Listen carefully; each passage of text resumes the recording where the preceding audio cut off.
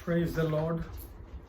પ્રભુ ઈસુ ખ્રિસ્તની જે સુવાર્તા છે એને માણસો કેવા પ્રત્યાઘાત આપે છે એને આપણે સમજવાની કોશિશું. કયા સત્ય એમાં આપણે જાણી શકીએ છીએ એને પણ સમજવાની કોશિશ કરીશું. માર્કની સુવાર્તાનો 10મો અધ્યાય અને એની 17મી કલમથી આગળ, માથીની સુવાર્તા 19મો અધ્યાય અને એની 16મી કલમથી આગળ, લુકની સુવાર્તા 18મો અધ્યાય અને એની 18મી કલમથી આગળ એક બનાવ નોંધવામાં આવ્યો છે. એ સંબંધી આપણે કંઈક સત્ય સમજવા માંગીએ છીએ. તમે જો ઈસુ ખ્રિસ્તે હવે પોતાની સેવાઓ શરૂ કરી દીધી છે.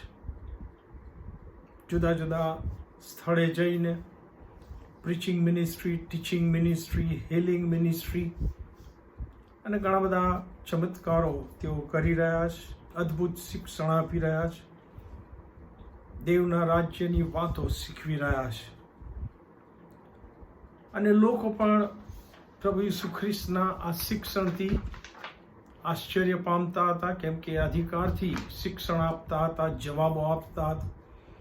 પવિત્ર આત્માથી ભરપૂર થઈને એ લોકોને એમના પ્રશ્નોના જવાબો આપતા હતા. એમના વિરોધીઓ પણ આશ્ચર્યચકિત હતા એમના અધિકારયુક્ત શિક્ષણને ધ્યાનમાં લઈએ તો. અને ઘણા બધા લોકો જાત જાતના પ્રશ્નો લઈને જુદા જુદા હેતુથી ઈસુની પાસે આવતા હતા અને ઈસુ ખ્રિસ્ત પવિત્ર આત્માના ની પ્રેરણા હેઠળ એમને અદ્ભુત જવાબ આપતા હતા. જે પેરેગ્રાફ મેં કીધા એમાં જો તમે વાંચો તો ઈસુ ખ્રિસ્ત એક વખતે જતા હતા યરુશલેમ તરફ, અથવા યહૂદિયાના પ્રાંત તરફ, એમ કહે તો ખોટું નહીં, ગાલિલના પ્રાંતોમાંથી. અને એ સમયે એક વ્યક્તિ દોડીને આવે છે, આવીને ઈસુ ખ્રિસ્તના પગમાં પડી જાય છે. યાદ રાખો, ધૂળિયો રસ્તો છે, પણ એ ઈસુ ખ્રિસ્તના પગમાં પડી જાય છે અને પ્રશ્ન પૂછે છે. એવો માર્મિક પ્રશ્ન પૂછે છે. અને આ જે બાબત આપણે ધ્યાનમાં લઈએ તો એવું લાગે છે કે આ વ્યક્તિ એક ઇમરજન્સીમાં છે. એને એના પ્રશ્નનો સચોટ જવાબ જોઈએ છે.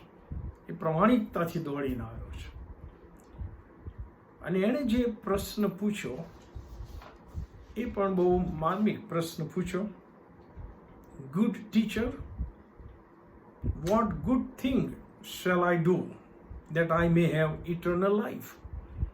અથવા માર્ક લખે છે, good teacher, what shall I do that I may inherit eternal life? ઉત્તમ ઉપદેશક, મારે શું કરવાનું છે કે જેથી મને અનંત જીવન મળે, અથવા મને ખાતરી મળે કે મને મરણ પછી અનંત જીવનનો આશીર્વાદ મળવાનો છે. અને ઈસુ ખ્રિસ્ત પણ એમને બહુ માર્મિક જવાબ આપતા કહે છે કે ઓકે, તારે જો જીવનમાં પ્રવેશ કરવો છે તો તું આજ્ઞાઓ પાળ. નિયમશાસ્ત્રની જ આજ્ઞાઓ બેઝિકલી. પણ આ જુવાન ઈસુ ખ્રિસ્તને સામો સવાલ પૂછે છે કે કઈ આજ્ઞાઓ? અને ઈસુ ખ્રિસ્ત 3, 4, 5 જેટલી આજ્ઞાઓ એની આગળ બોલે છે. અને આ વ્યક્તિ ઈસુ ખ્રિસ્તને, મને એવું લાગે છે કે જાણે કે અટકાવીને કહે છે કે ઉપદેશક, એ આજ્ઞાઓ અથવા એ નિયમશાસ્ત્રના નિયમો હું બાળપણથી ન કેવળ જાણું છું, પણ એને હું પાળતો આવ્યો છું.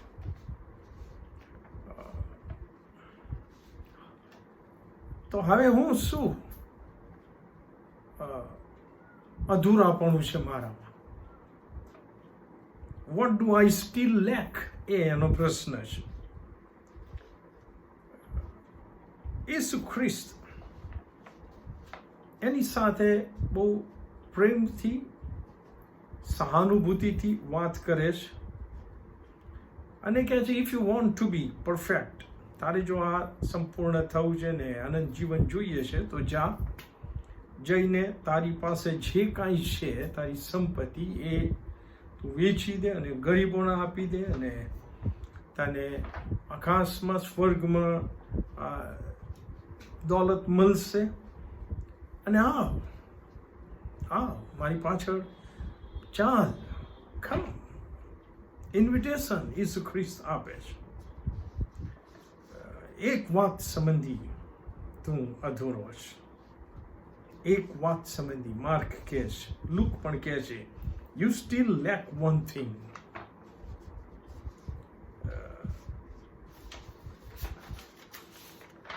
પણ જ્યારે આ જવાબ એ સાંભળે છે, ત્યારે ત્રણેય સુવાર્તિકો આ પ્રમાણે લખે છે. માથી લખે છે, પણ તે જુવાન એ વાત સાંભળીને ચાલ્યો ગયો, કેમ કે તેની મિલકત ઘણી હતી. માર્ક કહે છે, પણ તે વાતને લીધે ઈસુ ખ્રિસ્તે એને જે કીધું, આમંત્રણ આપ્યું, એને લીધે એનું મોં ઉતરી ગયું ને ઉદાસ થઈને તે ચાલ્યો ગયો, કેમ કે તેની સંપત્તિ ઘણી હતી. લુક કહે છે કે પણ એ સાંભળીને, ઈસુ ખ્રિસ્તે જે કીધું એ સાંભળીને તે બહુ ઉદાસ થયો, કેમ કે તે બહુ શ્રીમંત હતો. ત્યાર પછી ઈસુ ખ્રિસ્ત પોતાના શિષ્યોને, એ જતો રહે છે, પછી ઈસુ ખ્રિસ્ત પોતાના શિષ્યોને કહે છે કે હું તમને જણાવું છું કે જે કોઈ વ્યક્તિ પોતાના ધન, દોલત, માલ, મિલકત, પોતાના દ્રવ્ય પર ટ્રસ્ટ કરે છે, આધાર રાખે છે, એના માટે દેવના રાજ્યમાં પ્રવેશ કરવું એ અશક્ય છે. આવો કંઈક જવાબ ઈસુ ખ્રિસ્ત અથવા શિક્ષણ ઈસુ ખ્રિસ્ત પોતાના શિષ્યોને આપે છે. કેટલાક અવલોકન તરફ હું તમારું ધ્યાન દોરવા માંગુ છું. પહેલું તો આ જે વ્યક્તિ ઈસુ ખ્રિસ્તની પાસે પ્રશ્ન લઈને આવે છે, એ he was a nice young man, એવું મેં લખ્યું છે. He was a nice young man. Physically fit હતો, તંદુરસ્ત હતો, હેલ્ધી હતો, અને એના લીધે તો એ દોડીને આવે છે. એ જુવાન હતો એવું પણ લખવામાં આવ્યું છે. અને એ વિવેકી જુવાન હતો, એ નમ્ર હતો, ને તેથી તો દોડીને આવે છે ને ઈસુ ખ્રિસ્તના ચરણોમાં એ પડી જાય છે, ઘૂંટણે પડી જાય છે. ધૂળિયા રસ્તાનો પણ એ વિચાર કરતો નથી કે મારા કપડાં બગડશે કે વગેરે. અને એણે ઈસુ ખ્રિસ્તને, he gave due respect to Jesus. ઈસુ ખ્રિસ્તને એણે બહુ સન્માન આપ્યું, એમને જે માન ઘટતું હતું, યોગ્ય હતું, એ આપ્યું. તેથી કહે છે કે ઉત્તમ ઉપદેશક.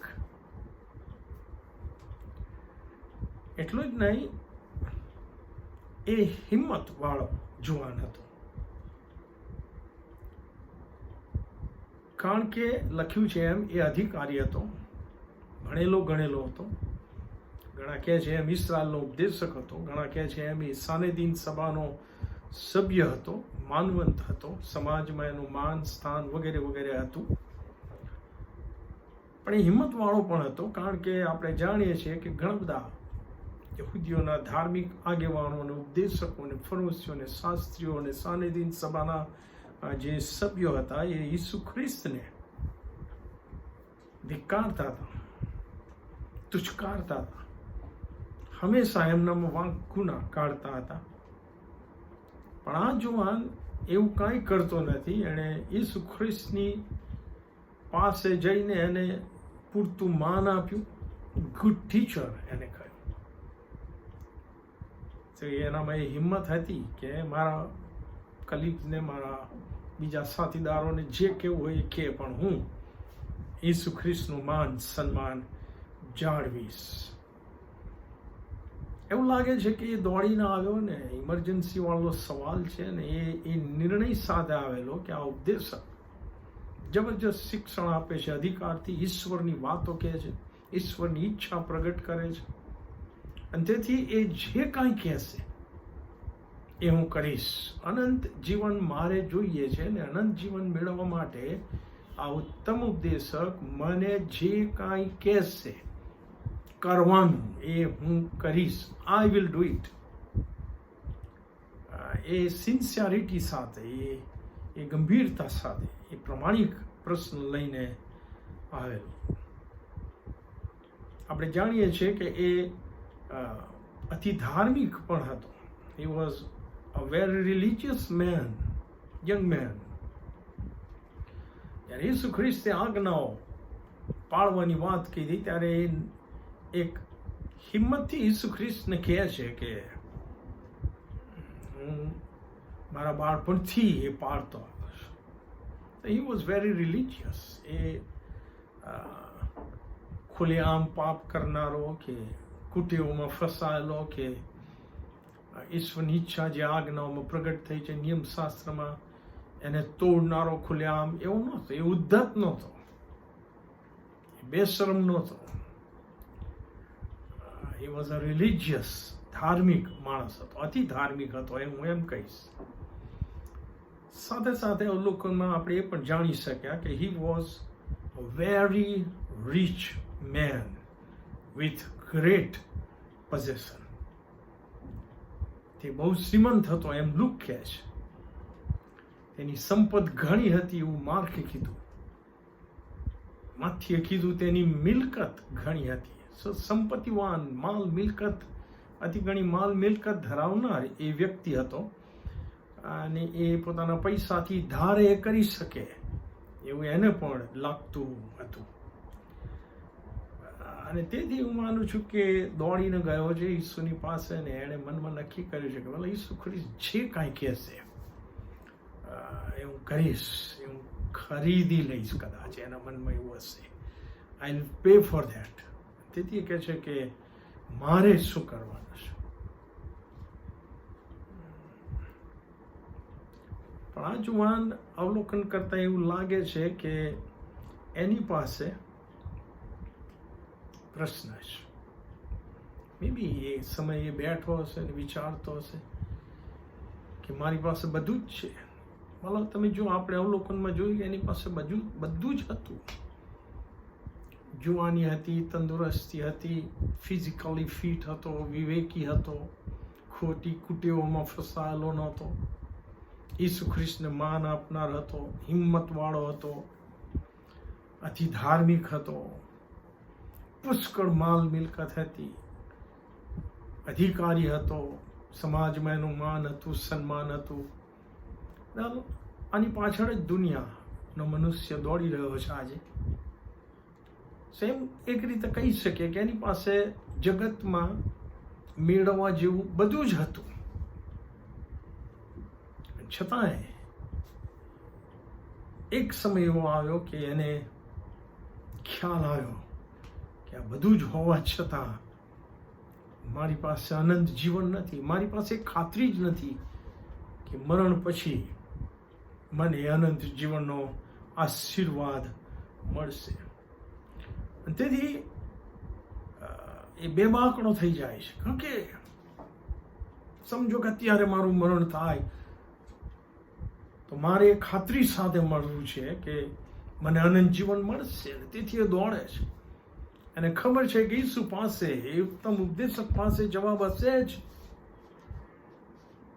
તેથી એ જાય છે અને જગતમાં સૌથી અગત્યનો અને યોગ્ય જે પ્રશ્ન હોય એણે ઈસુ ખ્રિસ્તને પૂછ્યો કે ઉત્તમ ઉપદેશક, અનંત જીવનનો વારસો પામવા સારું મારે શું કરવાનું છે, હું શું કરું?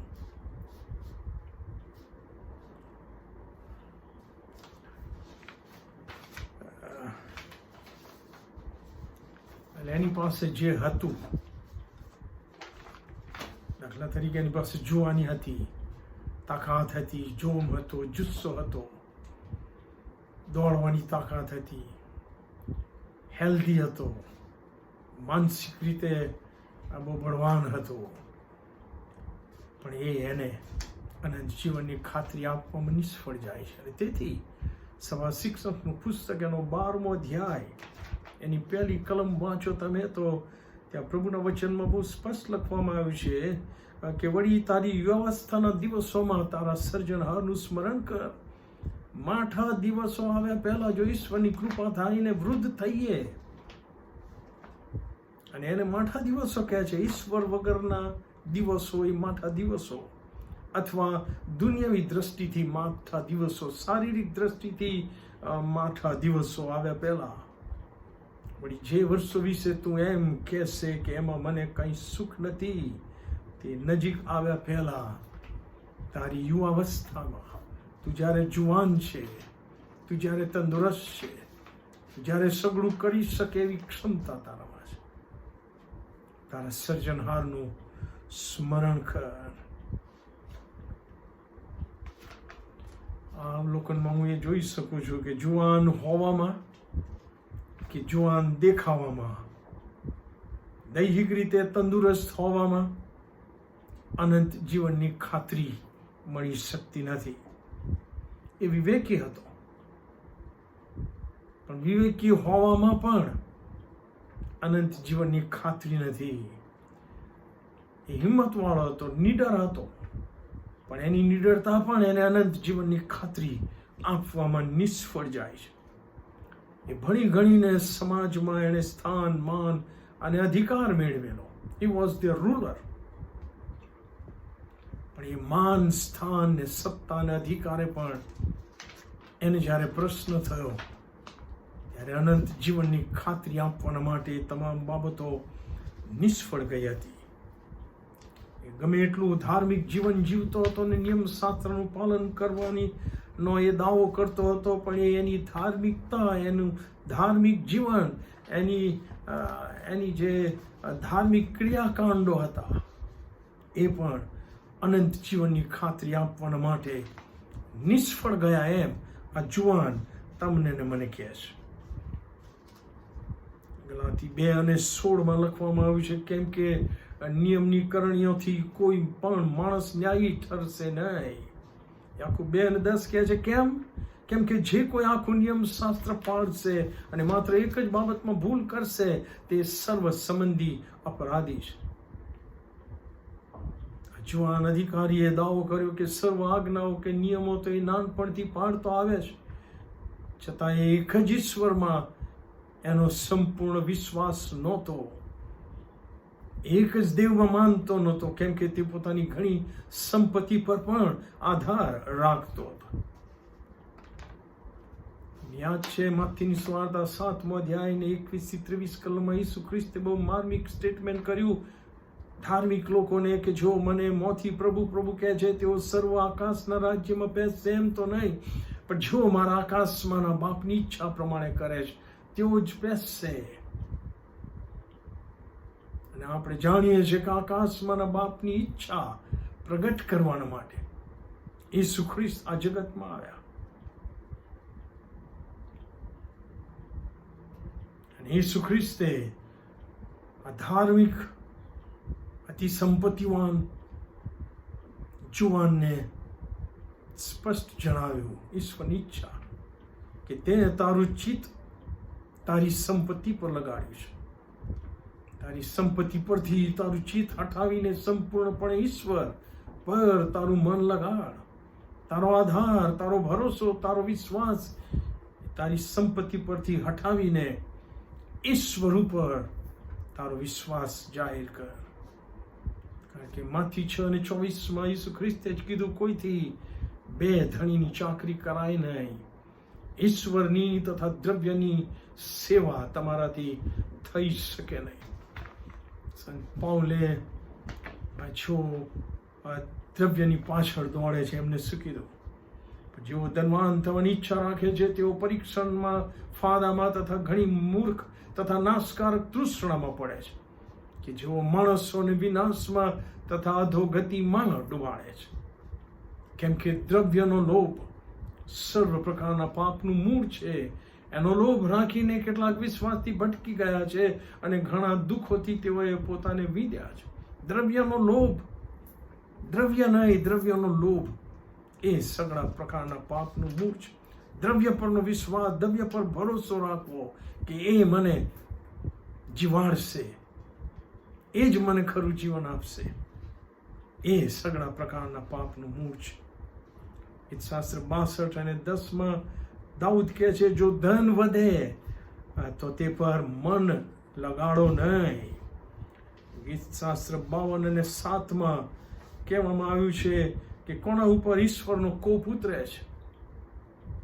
જે પુરુષ ઈશ્વરને પોતાનો આશ્રય ન કર્યો, પોતાના ઘણા ધન પર ભરોસો રાખીને પોતાના દુષ્કૃત્યોને વળગી રહ્યો, તેના પર ઈશ્વરનો કોપ ઉતરે છે. ગીતશાસ્ત્ર 49 6-9 એને કોરાના દીકરાઓનું ગીત કહેવામાં આવે છે. એનો જો સારાંશ આપું તે શું કહે છે? જેઓ પોતાના ધન પર ભરોસો રાખે છે અને પોતાના પુષ્કળ દ્રવ્યનો અભિમાન કરે છે, તેઓમાંનો કોઈ પોતાને કે પોતાના ભાઈને છોડાવી શકતો નથી, અથવા પોતાને માટે કે પોતાના ભાઈને માટે ઈશ્વરને ખંડણી આપી શકતો નથી, કેમ કે તેના પ્રાણની ખંડણીય મૂલ્ય છે. કેવળ ઈસુ ખ્રિસ્તે એ ખંડણી આપી છે, એ આપણે જાણીએ છીએ. કેમ કે માણસનો દીકરો સેવા કરાવવાને નહીં પણ સેવા કરવાને અને ઘણાની ખંડણીને સારું પોતાનો જીવ આપવાને આવ્યો છે. અને એમણે વધસ્તંભ ઉપર આપણી જે ખંડણી હતી એ ભરી છે. અને તેથી ઈસુએ જે છેલ્લે કીધું આ જુવાનને, એમાં ઈસુએ એ જુવાનને પોતાનું મન એટલે કે પોતાની વિચારસરણી બદલીને પોતાની પાછળ એટલે ઈસુની પાછળ ચાલવાનું આમંત્રણ આપ્યું.